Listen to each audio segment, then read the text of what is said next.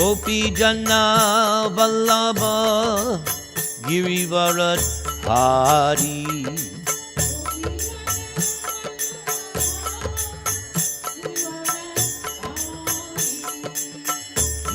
Yashodanandana Mraja Jana Ranjana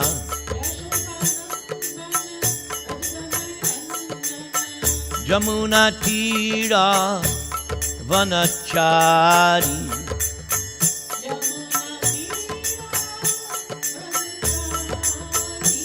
Jai Radha Madhava Kunja Vihari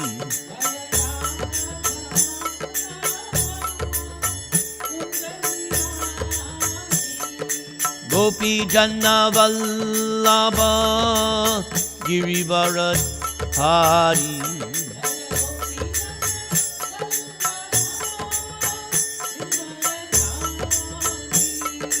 Gopi Jana Vallabha Girivarat Hari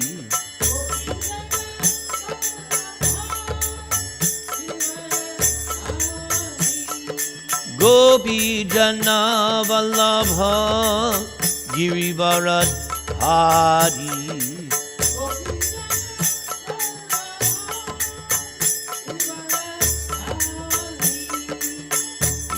Yashodanandana Braja Jana Ranjana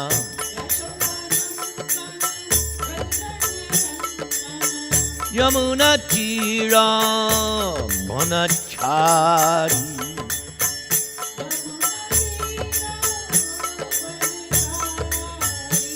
Jai Radha Madhava Kunja Bihari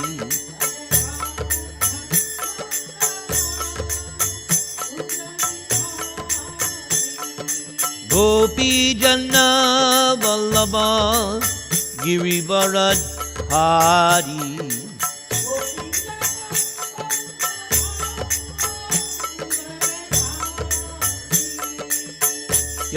Yashodanandana Mraja Jana Ranjana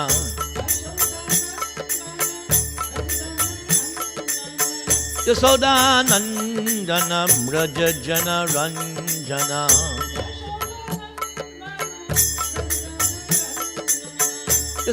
Yashodanandana Mraja Jana Ranjana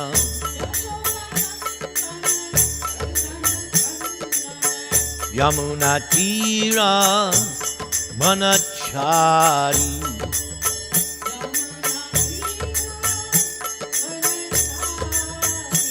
Jai Radha Madhava Kunja Bihari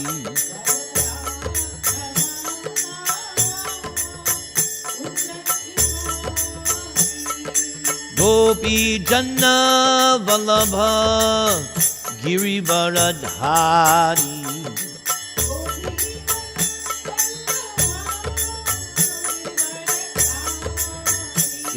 Yashodanandana Mraja Jana Ranjana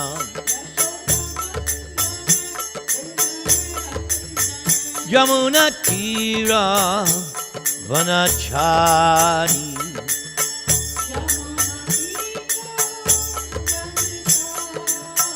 Yamuna Tira Vanachari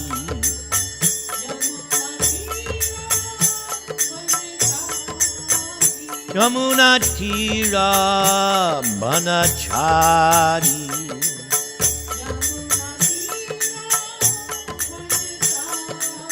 Govinda Jaya Jaya Gopala Jaya Jaya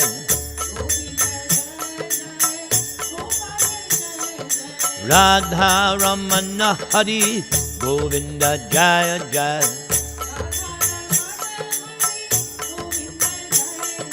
Radha Ramana Hari Govinda Jaya Jaya Govinda Jaya Jaya Gopala Jaya Jaya Radha Ramana Hari Govinda Jaya Jaya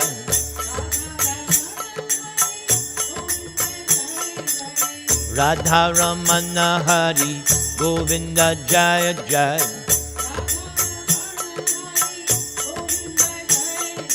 Govinda Jaya Jaya Gopala Jaya Jaya.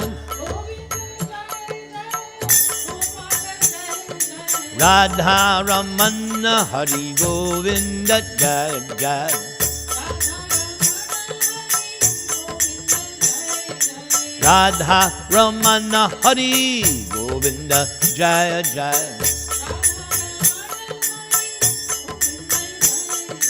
Govinda Jaya Jaya Gopala Jaya Jaya.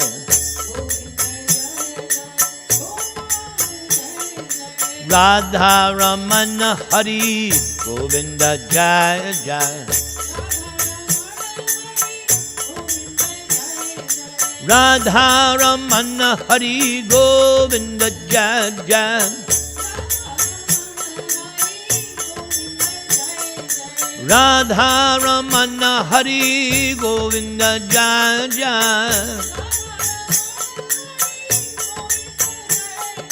Radha Ramana Hari Govinda Jaya Jaya.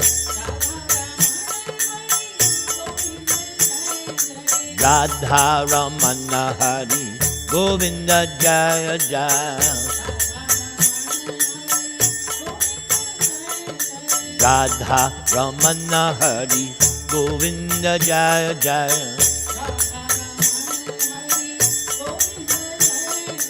Radha Ramana Hari Govinda Jaya Jaya. Hare Krishna, Hare Krishna, Krishna Krishna, Hare Hare, Hare Rama, Hare Rama, Rama Rama, Hare Hare. Nama Om Vishnu Padaya Krishna Presthaya Bhutale Srimate Bhakti Vedanta Swamin Iti Namane. Namaste Saraswati Deve Gauravani Pracharane Nirvishesha Shunyavadi Paschatya Deshatarane. Jaya Sri Krishna Chaitanya Prabhu Nityananda Jaya Dvaita Gadadhara Srivasadi Gaura Bhakta Vrinda Trinadapi Sunichena Tarad Eva Sahishnuna Amanina Manadena Kirtaniya Sadahari Hare Nama Hare Nama Hare Nam Eva Kevalam Kalo Nastyeva Nastyeva Nastyeva Gatiranyata. Hare Krishna Hare Krishna Krishna Krishna Hare Hare, Hare Rama Hare Rama Rama Rama Hare Hare. Please repeat after me. Om Namah Bhagavate Vasudevaya. Om Namah Bhagavate Vasudevaya. Om Namah Bhagavate Vasudevaya. My name is Narantara Das. I am an initiated disciple of the ISKCON founder Acharya, His Divine Grace A.C. Bhaktivedanta Swami Prabhupada, since 1974. I am invited to this temple to come once a month and speak on the essence of the Vedic scriptures. It is an honor and a privilege to do this service, and I beg forgiveness for the many mistakes and shortcomings I will exhibit. Since I am an initiated disciple, my duty is to only present that which my spiritual master instructed me. He has translated and commentated on major Vaishnava and Vedic literatures, Bhagavad Gita, Srimad Bhagavatam, Chaitanya Charitamrita, Bhakti Rasamrita Sindhu, and the book that I've been doing for the past few weeks, Sri Ishopanishad. This is my, my fourth installment. A few weeks ago, I was in Los Angeles ISKCON Temple. I spoke on the invocation, Om Purnamada Purnabhinam Purnat Purnam Udachyate Purnasya Purnamadaya Purnam Eva Vashishyate. The personality of Godhead is perfect and complete.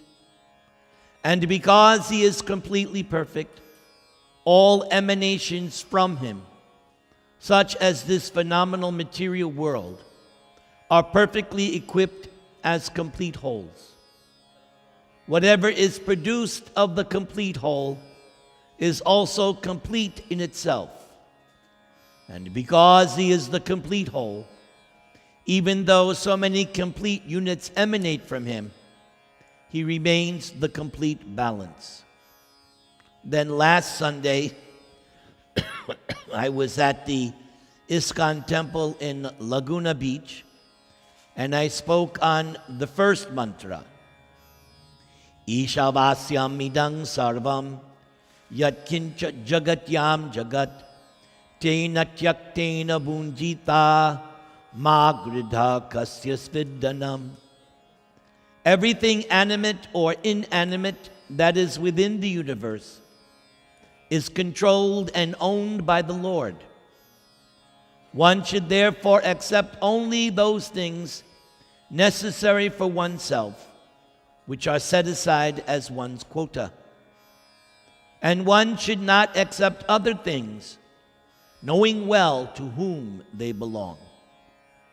Then this morning, I was at a Hindu temple in Northridge, which is called the Valley Hindu Temple, and I spoke on the second mantra, but I did not finish everything I wanted to speak, so I'm also going to speak on this second mantra here today. Koravan neveha karmani jajive chatang sama evang tvai nanyate trosti na karma lipyate nare. One may aspire to live for hundreds of years if he or she continuously goes on working in that concept explained in the first shloka, spiritual communism, that everything is controlled and owned by the Lord. For that sort of work will not bind one to the law of karma. There is no alternative to this way for man. So, the importance of this Ishopanishad. There are 108 Upanishads which have been compiled by Sri Vyasadeva. In the Bhagavad Gita, in the second chapter, we see that Krishna tells Arjuna, Nishtray gunyo bhavarjuna. My dear Arjuna, the Vedas are mostly dealing with this material world, the three modes of material nature, goodness, passion, and ignorance. But you, Arjuna, should transcend these modes. So, originally, there was one Veda, and at the beginning of this age of Kali, Vyasadeva saw fit to edit and divide the one Veda into four, because he felt that this would make the knowledge of the Vedas more accessible to the people of Kali Yuga, because the people of Kali Yuga are less fortunate. Their minds are always disturbed. They are unlucky. They are easily distracted. And they are cheated by various kinds of cheating or materialistic philosophies. And they miss out on the real truth of life. So Vyasadeva took the one Veda and broke it out into 4. Rik, Sama, Yajur, Atharva. But as Krishna says, these 4 Vedas deal with the material world. So Vyasadeva, in his writings, includes everything, material and spiritual. So when Krishna says to Arjuna, you should transcend, then there is a class of literatures which deal with transcendence. There is a name of God I would ask you to repeat. Adhokshaja. Adhokshaja means transcendence. Transcendence means with your material senses you cannot perceive. The scientist with his scientific instruments cannot discover God or the soul. Impossible. Because you're mixing apples and oranges. Transcendence, adhokshaja, is beyond the range of these blunt material senses. We are human beings.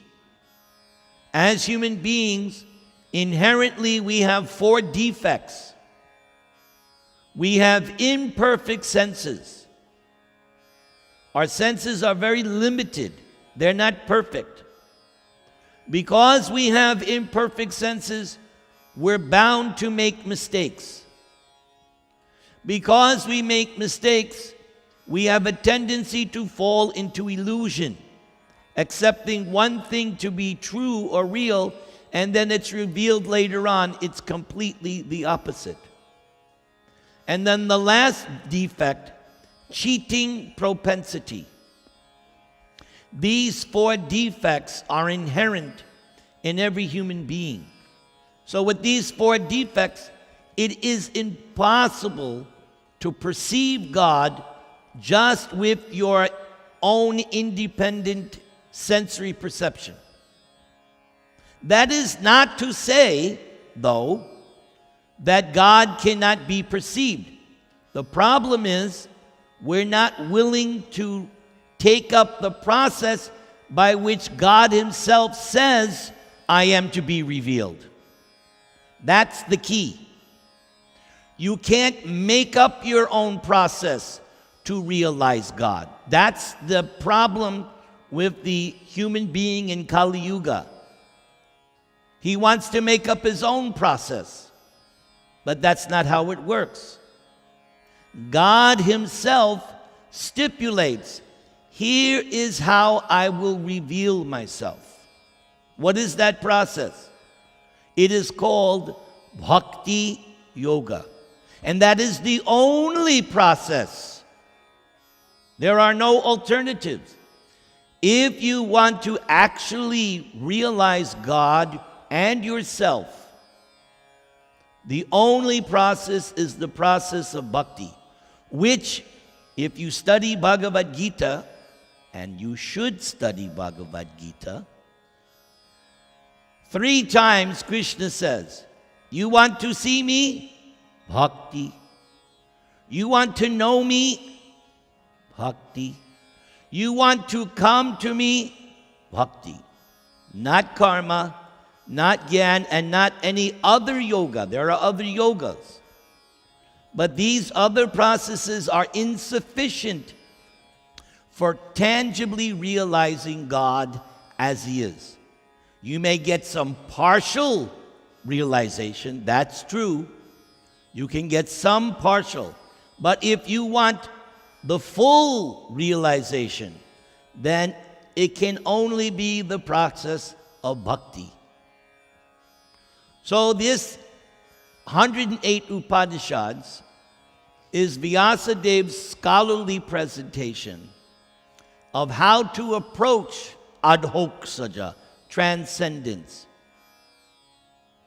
So this second verse, one may aspire to live for hundreds of years if he or she continuously goes on working in that way. So that is referring to the first verse, the concept of spiritual communism, that nothing belongs to me or to you. Everything is the property of God. This is how a transcendentalist perceives the world. It's not difficult to comprehend. If I visit your house, say you invite me to your house, I cannot come to your house and start saying, oh, I want that picture, I want this, and then put it in my car. You'll think, why did I invite this guy? What's he doing? It's your property. You earned it. I have no right to take even one farthing from you. That was also mentioned in the first verse, that everyone is entitled to a particular quota. Each of us, on the material scale, there is no equality. Someone is more rich than you. Somebody is more attractive than you. Somebody is smarter than you. Somebody is stronger than you. There's no equality on the material platform. Why? Karma. Every one of us, what we have now, our present existential condition, is due to how we behaved in a previous life. That explains everything. I was mentioning this morning at that Valley Hindu temple, the other religions of the world cannot explain the various discrepancies that we find in the material world. Why we think a baby is innocent, but why some babies are born diseased? Why some people take birth in a very dangerous, hellish condition of life. Even here in America, there are bad neighborhoods that you don't want to drive at night through. So why one person is born with silver spoon in the mouth, another one can barely eat?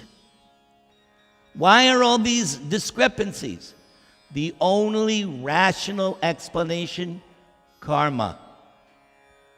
It's not that God indiscriminately says, you suffer, you enjoy. If that was the case, I would be an atheist. Because that would mean God is some vindictive personality I myself would not worship. But the explanation of our Vedic scriptures makes it very clear. Whatever is happening to me, my lot in life, my particular situation, I created it.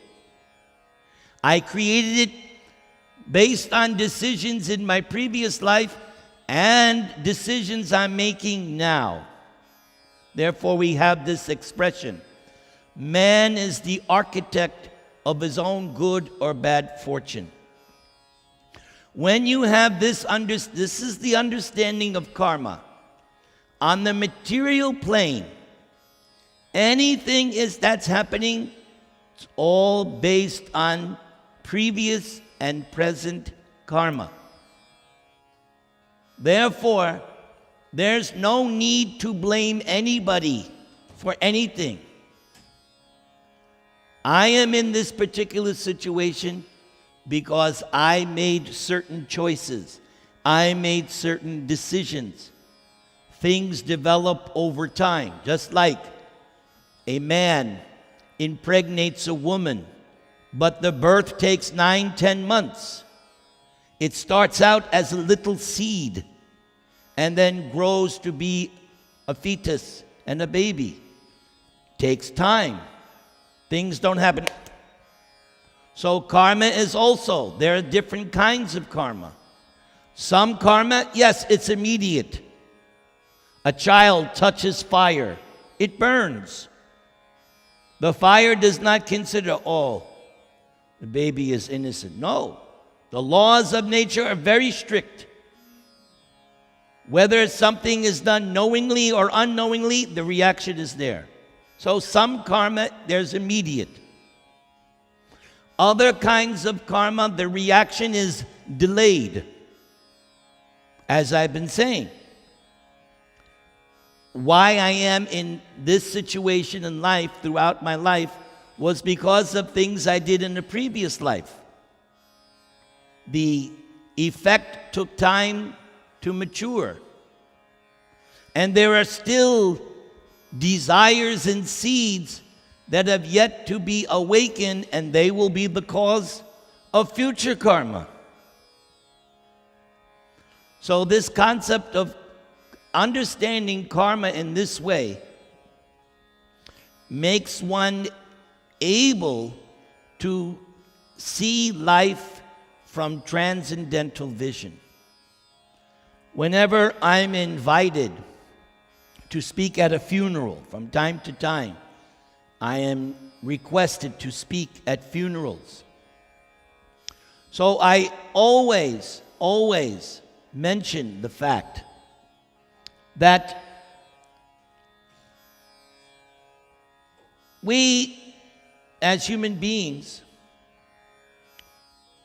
we make so many choices, we make so many decisions, but we always have to remember the soul is eternal, and all the reactions that are happening is only affecting the material body, not really affecting the soul, him or herself.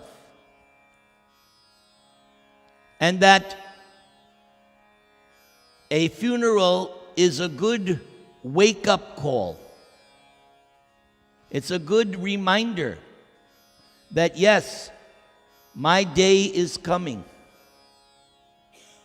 Parikshit Maharaj was very fortunate. He got a text message, 7 days, finish up your business. But we are not so fortunate.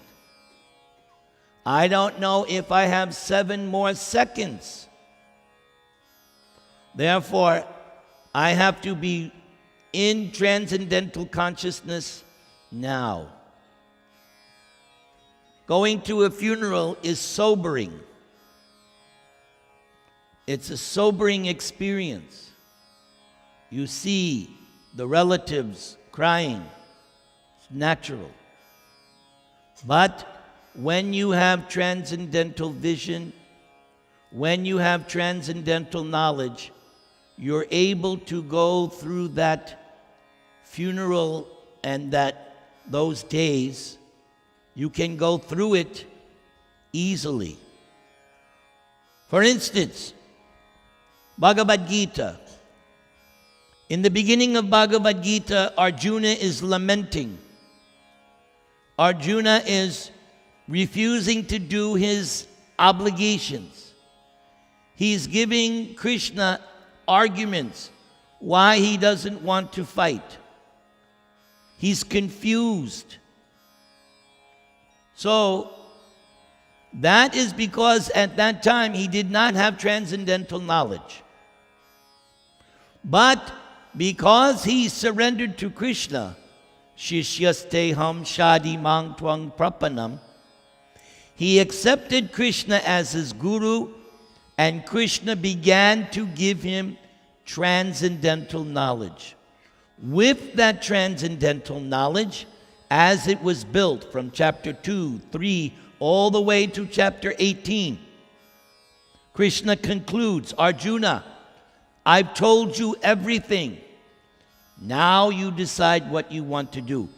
In the beginning, Arjuna, full of doubts, full of confusion, fear, lamentation, shaking, But at the end of Krishna's instructions, now he has transcendental knowledge. What does Arjuna say? I'm ready. My doubts are cleared. I'm ready to execute your instruction. I'm ready to fight. The battle does not begin until these instructions of Bhagavad Gita are done. Very funny. About a month or two ago, somebody questioned me, Prabhuji, I think that the Bhagavad Gita was spoken little by little in 18 days. I said, no. Because first Arjuna has to be convinced to fight. It's not that Arjuna waited 18 days and then fought. No. Bhagavad Gita was spoken 45 minutes an hour on day one. Because you see in Bhagavad Gita, he drops his bow. He doesn't want to do it. So he needs to be convinced. And Krishna convinces him by explaining transcendental knowledge. With that transcendental knowledge, Arjuna is now ready to fight. And fight he did. And we know the result. Kauravas, who did not have transcendental knowledge, all the Kauravas, dead. Arjuna and his brothers, they had transcendental knowledge. They conquered. So transcendental knowledge is the most valuable thing that you can have. You may have a big bank balance,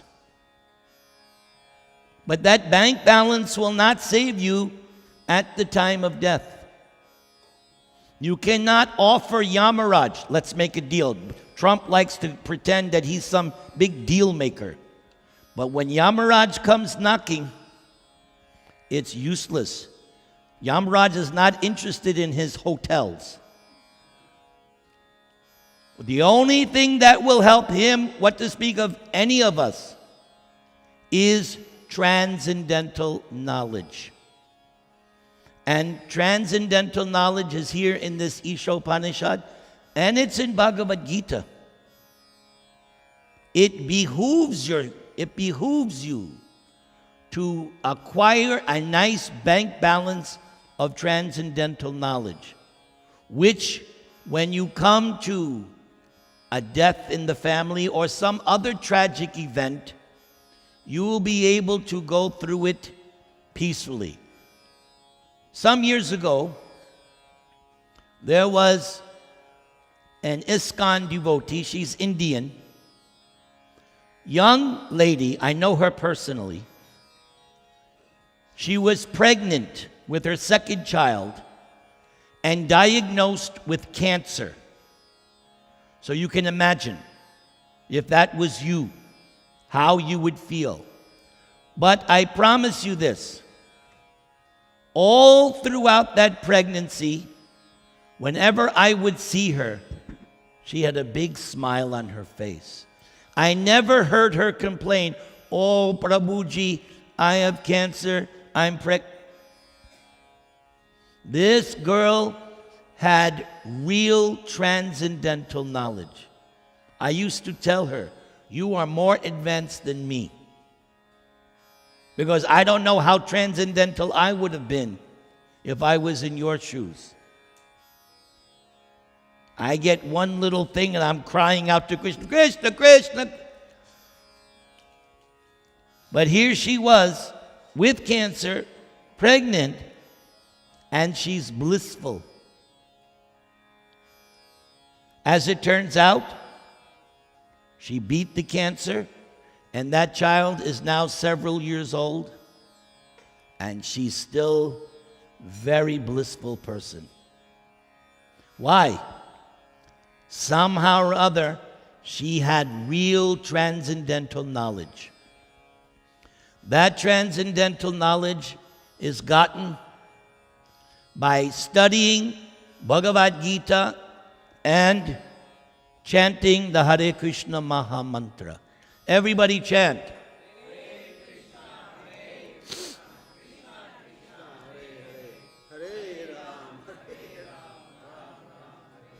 So the verse goes on to say, so if you live in this concept of spiritual communism, everything belongs to Krishna. I gave the example, if I go to your house, everything in your house is yours. A transcendentalist goes throughout the world and sees everything belongs to Krishna. And that's not some, nice sentiment, it's factual. Everything that man creates, he did not create the elements by which he creates with. When we make a building, we need wood, stone, earth, but man did not make that. He's taking the energy of God and transforming it. So the real creator, the real owner is God, not man. Man is allowed to use the property of God, that's all right. But he has to recognize whose property it is, not America's property. The Europeans came here and stole this country. That's the history of America. Okay? Right or wrong, whatever it is, they came here and they usurped it. So this America, they have a song, America the Beautiful. That was not created by Christopher Columbus. That was created by God. So spiritual communism means everything is the property of God. We are God's children. Let us share God's property. Every religion has the concept of God as the Father. I was raised before coming to Krishna consciousness, I was raised in the Catholic religion. They have that concept, God as the Father. Bhagavad Gita is very clear. Aham bija pradapita. Krishna says, I'm the Pita. Pita means father. And there's another verse in the Bhagavad Gita. I am the seed. And then in the 15th chapter, Krishna says, Mama eva angsha. You are my angsha. You are my part and parcel. Just like you have a nice daughter. She is your angsha. Right? So Krishna says, we are his angsha. So the concept of God being the Father is very, very much there in our philosophy. So if God is everyone's Father, why do we fight? We fight because what was also mentioned in verse number 1, we are not satisfied with our quota. We're not satisfied with our quota, and therefore I try to take more. But the law of karma is, whatever your quota is, you cannot decrease and you cannot increase. Whatever you're entitled to, you will get. Good as well as bad. See, everybody wants the good. Nobody wants the bad, but on the material platform, you have to take the good with the bad. If you want to avoid the bad, then you have to transcend. But the catch is, if you transcend, you also have to leave the good. Yes, like many people think, oh, I want to go to the kingdom of God, but meanwhile, in this world, I want to enjoy it to the max. My favorite example, when they want to catch a gorilla, they set out a pot, and in the pot are nuts. So the gorilla sticks his hand in the pot and grabs the nuts.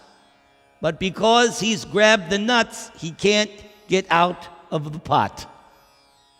How does he get out of the pot? Leave the nuts. But he doesn't want to. We're just like that. In order to transcend, to get out of this material world, we have to be ready to leave behind both the good as well as the... Leaving the bad, everybody agrees. But leaving the good, that's a hard one. And this is also mentioned by Krishna in Bhagavad Gita a couple of times, that you transcend both the good and the bad because they're both on the material platform.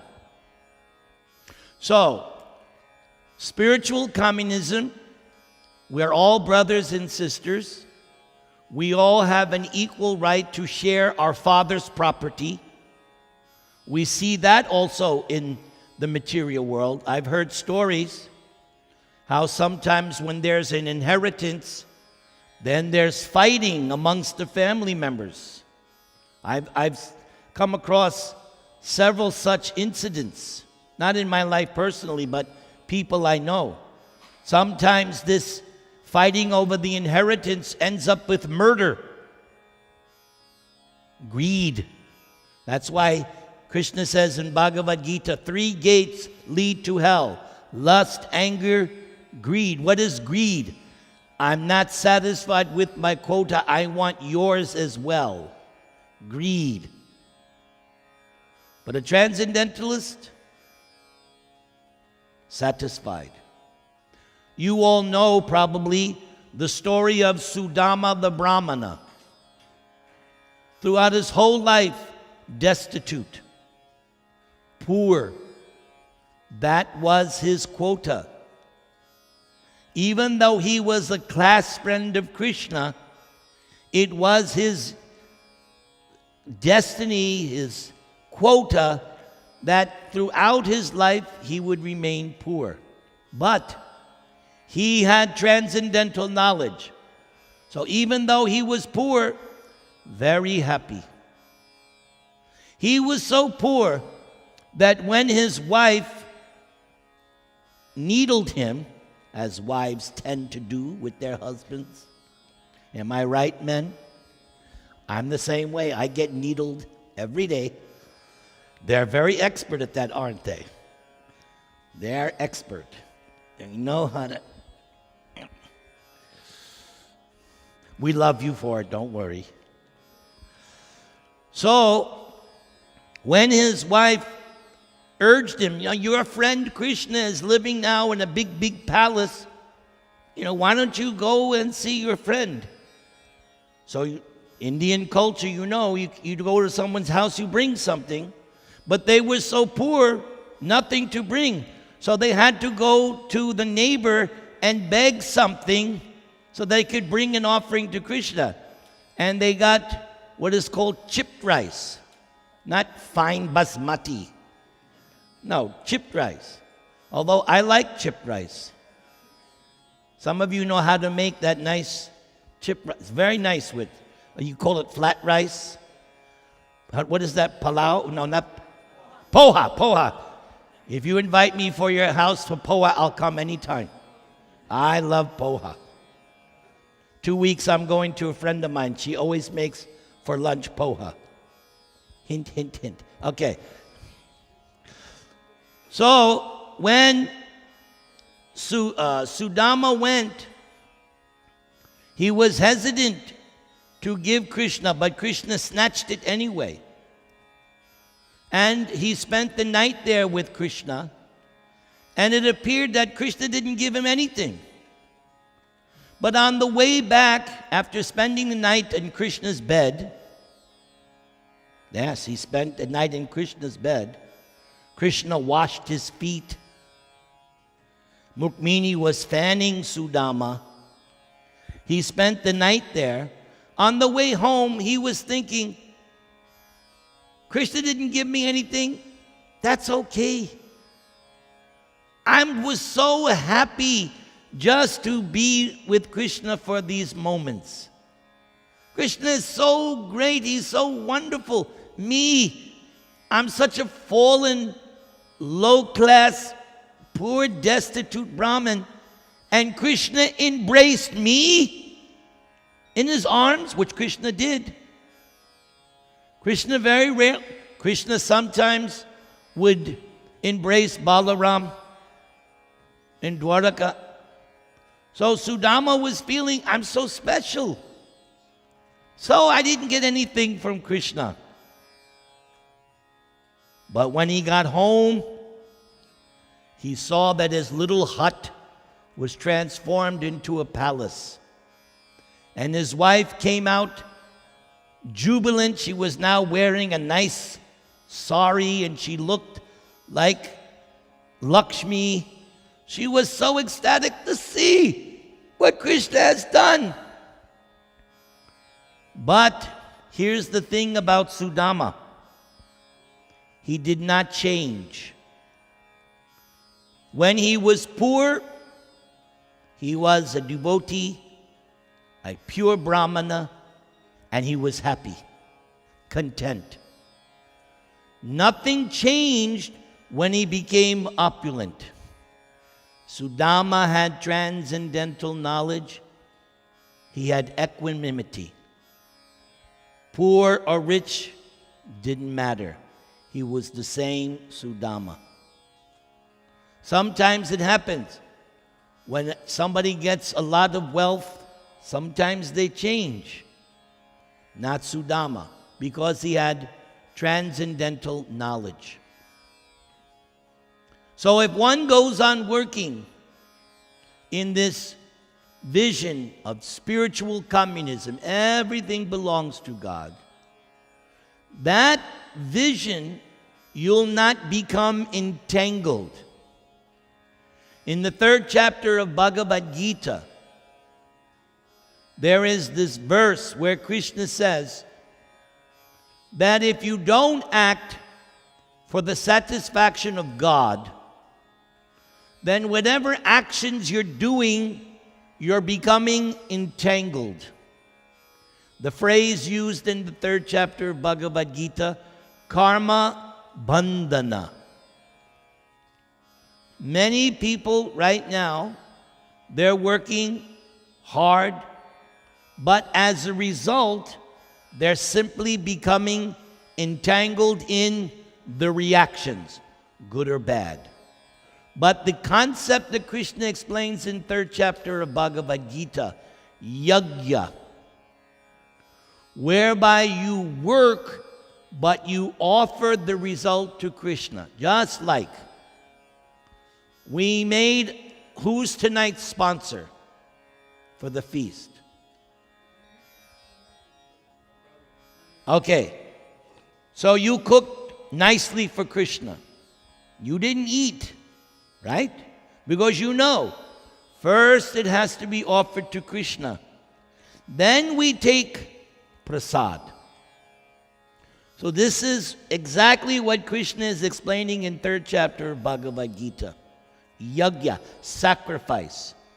First it is offered to Krishna, then we take the remnants. Also in that same section of the 3rd chapter of Bhagavad Gita, we see that Krishna says, especially on this item of eating, it's not enough just to be vegetarian, or now the new trend, vegan. Just because you're a vegan or vegetarian doesn't mean you're free from karma. It still has to be offered as a sacrifice. Then it becomes yajna shishta, the remnants. So Krishna is and uses harsh language. Anyone who's eating food not offered to me is eating sin. Very strong statement by Krishna. Food has to be offered. At least, I know there are certain circumstances, businessmen or traveling, you don't have an altar, but at least before eating, you chant Sri Vishnu, Sri Vishnu, Sri Vishnu, Hare Krishna. you remember, at least remember, my Lord, this is yours. I am now offering to you so that I may take some prasad. This is transcendental consciousness. So this last line, nakarma lipyate nare. There is no alternative. If one wants to be free from the reactions of karma, there is no alternative. One must perform sacrifice, activities which are pleasing to the sense, to God's senses. Kurbanne deha karmani jijibeshet shatang sama evang twai nanyate tosti nakarma lipyate nare. One may aspire to live for hundreds of years if he or she continuously goes on working in that way.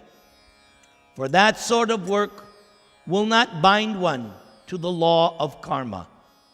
And there is no alternative to this way for man. Hare Krishna, Hare Krishna, Krishna Krishna, Hare Hare, Hare Rama, Hare Rama, Rama Rama, Hare Hare. Now you sing.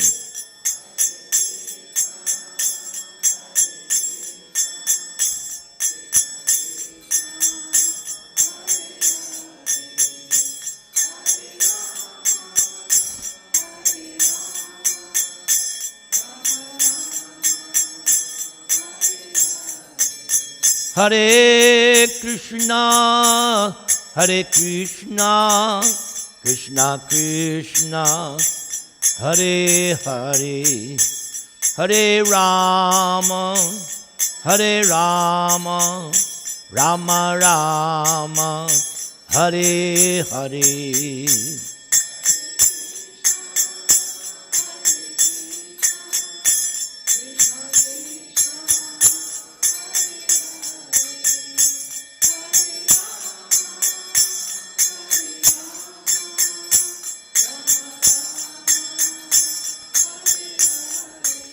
Hare Krishna, Hare Krishna, Krishna Krishna, Hare Hare, Hare Rama, Hare Rama, Rama Rama, Hare Hare.